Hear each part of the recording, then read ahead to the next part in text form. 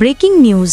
লন্ডনে মাহফুজ আলমকে লক্ষ্য করে ভয়ঙ্কর হামলার চেষ্টা, শেষ মুহূর্তে ঘটে গেল চমক। Breaking news. আজ মাহফুজ, কাল আপনি আমি। রাশেদ খানের পোস্টে আতঙ্ক আর ক্ষোভের বিস্ফোরণ। Breaking news.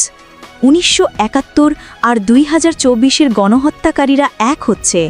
শামসুজ্জামান, দুদুর গর্জন। এতক্ষণ শুনছিলেন সংবাদ শিরোনাম, এবার বিস্তারিত।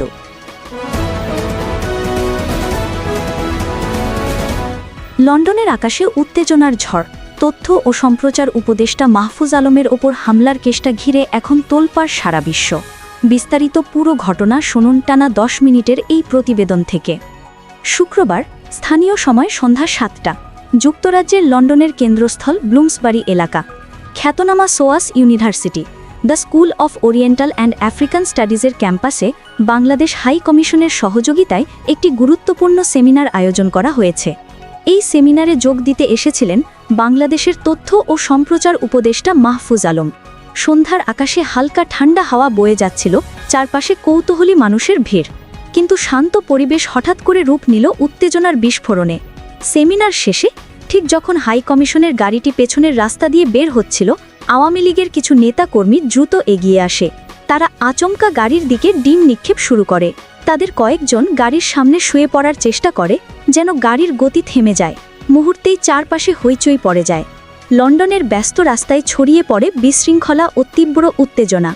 তবে ব্রিটিশ পুলিশের তৎপরতায় বড় ধরনের অঘটন এড়ানো সম্ভব হয়। তারা দ্রুত এগিয়ে এসে পরিস্থিতি নিয়ন্ত্রণে নেয়।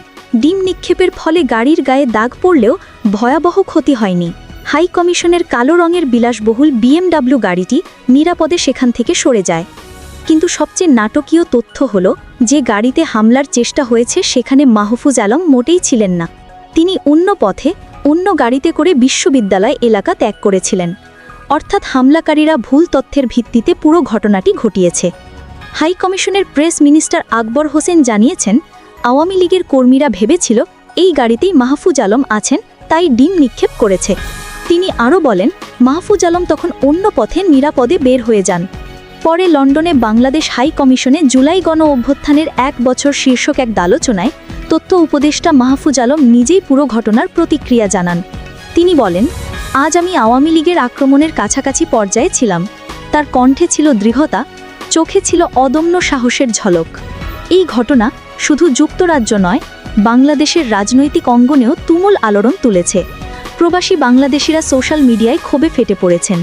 অনেকেই প্রশ্ন তুলছেন, কেন একটি সেমিনার শেষে এমন সহিংসতা, কারা উস্কানি দিল? আন্তর্জাতিক গণমাধ্যমও বিষয়টি গুরুত্বের সঙ্গে প্রকাশ করেছে। বিশেষজ্ঞদের মতে, এই ঘটনা বাংলাদেশি রাজনৈতিক বিভাজনের প্রভাব প্রবাসী কমিউনিটিতেও কতটা গভীর তার এক স্পষ্ট উদাহরণ। প্রশাসন থেকে আইন শৃঙ্খলা রক্ষাকারী বাহিনী সবাই বিষয়টি নিবিড়ভাবে তদন্ত করছে। ব্রিটিশ পুলিশ ইতিমধ্যে হামলাকারীদের শনাক্তের চেষ্টা শুরু করেছে। অনেকের বক্তব্য, প্রবাসের মাটিতে এ ধরনের সহিংস আচরণ বাংলাদেশের ভাবমূর্তিকে ক্ষুণ্ণ করছে। এখন সবচেয়ে বড় প্রশ্ন, আওয়ামী লীগের এসব নেতাকর্মীর উদ্দেশ্য কী ছিল? তারা কি সত্যি মাহফুজ আলমকে টার্গেট করেছিলেন, নাকি এটি ছিল ভয় দেখানোর এক রাজনৈতিক বার্তা? তদন্ত শেষ না হওয়া পর্যন্ত উত্তর পাওয়া যাবে না। কিন্তু লন্ডনের এই ঘটনা নিশ্চিতভাবেই এক নতুন বিতর্কের জন্ম দিয়েছে। ঘটনার পর বাংলাদেশ হাই কমিশন সবাইকে শান্ত থাকার আহ্বান জানিয়েছে। তারা বলেছে, লন্ডনে বাংলাদেশি কমিউনিটি সবসময় শান্তিপূর্ণ। এ ধরনের সহিংসতা কোনোভাবেই গ্রহণযোগ্য নয়। কূটনৈতিক মহলেও উদ্বেগ দেখা দিয়েছে, কারণ বিদেশের মাটিতে এ ধরনের হামলা আন্তর্জাতিক সম্পর্ককেও প্রভাবিত করতে পারে। ঘটনার প্রতিক্রিয়া জানান গণ অধিকার পরিষদের সাধারণ সম্পাদক মোহাম্মদ রাশেদ খান। শনিবার 13 সেপ্টেম্বর সকাল 10:11 নিজের ফেসবুক আইডিতে দেওয়া এক জ্বালাময়ী পোস্টে তিনি সতর্কবার্তা ছুড়ে দেন। তিনি লেখেন, লন্ডনে উপদেষ্টা মাহফুজ আলমের গাড়িতে ডিম নিক্ষেপ করে অপদস্থ করেছে আওয়ামী লীগ। এরা ও এদের দোসররা যে কত ভয়ঙ্কর তা অচিরেই সবাই বুঝতে পারবেন। আজকে হয়তো মাহফুজ আলম টার্গেট, কিন্তু আগামীকাল আপনি কিংবা আমি। তার এই বক্তব্যে ছড়িয়ে পড়ে তীব্র আলোড়ন। তিনি শুধু নিন্দাই জানাননি, বরং সতর্ক করেছেন সবাইকে। তার ভাষায়, ফ্যাসিবাদ বিরোধী শক্তির বিভাজনের সুযোগ নিচ্ছে আওয়ামী লীগ।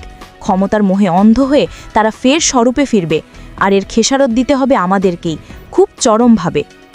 এই সতর্কবার্তায় যেন কেঁপে উঠেছে রাজনৈতিক মহল।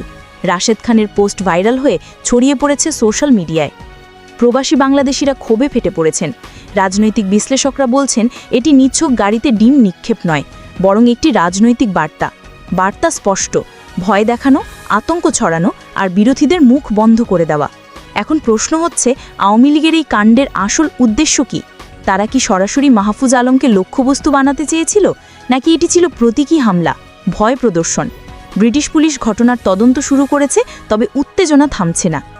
বাংলাদেশ হাইকমিশন থেকে জানানো হয়েছে গাড়িটিতে তখন মাহফুজ আলম ছিলেন না, তবু তার নাম ব্যবহার করে আক্রমণের চেষ্টা করা হয়েছে, যা নিয়ে শঙ্কা আরও বেড়েছে।